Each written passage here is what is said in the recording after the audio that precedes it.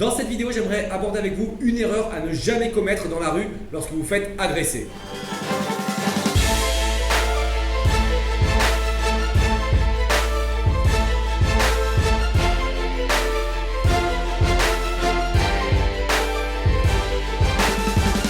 Donc, quelle est cette erreur qu'il ne faut jamais commettre dans un combat de rue? L'erreur est simple, c'est ne pas aller au sol dans un combat de rue.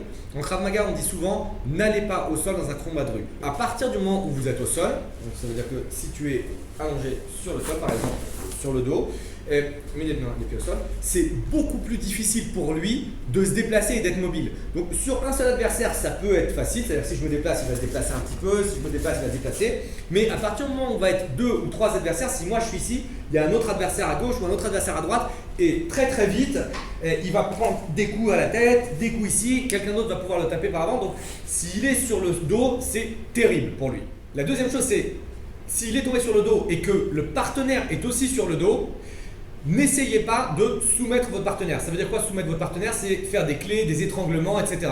Donc par exemple, Tony est tombé au sol, il décide de rester au sol, l'agresseur est aussi au sol et Tony décide d'appliquer une clé de bras par exemple. Donc si jamais mon bras est pris, rappelez-vous qu'on est dans un système de rue. Ça veut dire que peut-être si j'ai mal au bras et que je force un petit peu pour pas qu'il me casse le bras, je peux aller saisir un couteau dans ma poche et commencer à aller attaquer la personne avec un couteau. C'est extrêmement dangereux. Et donc si jamais on est en triangle et il commence à m'étrangler, je peux très bien, parce que je sens que c'est difficile pour moi, aller chercher une arme et commencer à attaquer ici avec un couteau. Donc plus il va perdre de temps au sol avec moi, plus il se met en danger, que ce soit contre moi ou que ce soit contre quelqu'un d'autre qui est debout.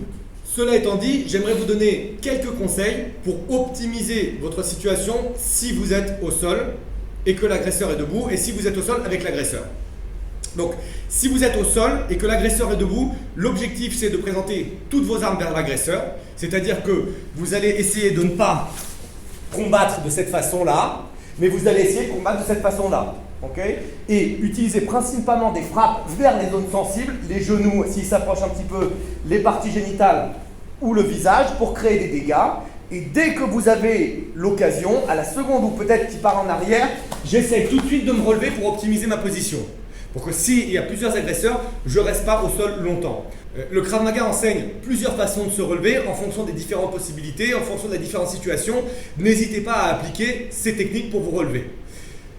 La deuxième chose, c'est si vous êtes au sol sur votre partenaire ou au sol avec votre partenaire, par exemple, s'il est allongé sur le dos et que moi je suis dans sa garde, donc entre ses jambes, votre objectif principal, c'est de percuter,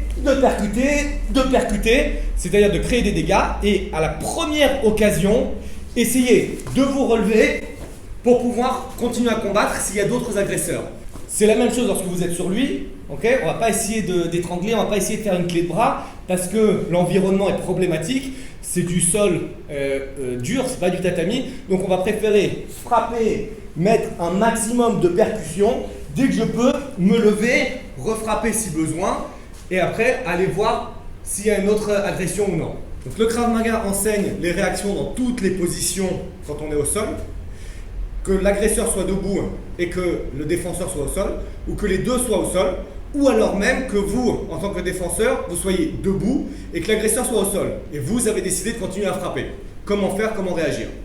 Voilà, j'espère que cette vidéo vous a plu. N'hésitez pas à commenter, liker, partager la vidéo. Et pour ma part, je vous retrouve lundi prochain à 21 h pour une autre vidéo du lundi.